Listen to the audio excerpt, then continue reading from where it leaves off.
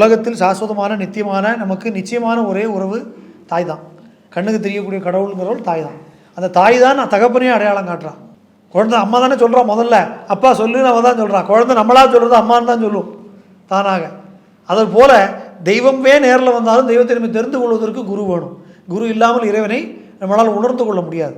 அதனால் 12 வேதங்கள் படித்து உணர்ந்தாலும் குருவருள் இல்லையே திருவருள் இல்லைன்னு நம்ம சொல்கிறோம். அதனால் குரு தான் இறைவனை நமக்கு வழிகாட்டுகிறார். அதனால தான் சபரிமலை யாத்திரைன்னு இல்லை, எந்த ஆன்மீக தேடலாக இருந்தாலும் எந்த விஷயங்களாக இருந்தாலும் அதுக்கு குருவுடைய தேவை ரொம்ப அவசியம். குரு இல்லாத வித்தியை பாழ். பேங்க்கில் போய் ஒரு அக்கௌண்ட் ஓப்பன் பண்ணணும், அதுக்கு ஒருத்தர் சொல்லித்தர வேண்டியிருக்கு. சார் இது எப்படி சார் ஃபார்ம் ஃபில் பண்ணுறது?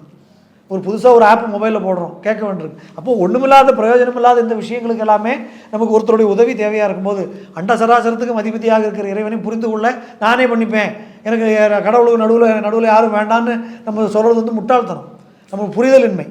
இப்போது புதிய அறிமுகம் ஆச்சி ஹோட்டல் சாம்பார் மற்றும் ஆச்சி இடிச்ச சாம்பார் 50 கிராம் ரூபாய் 20 மட்டுமே.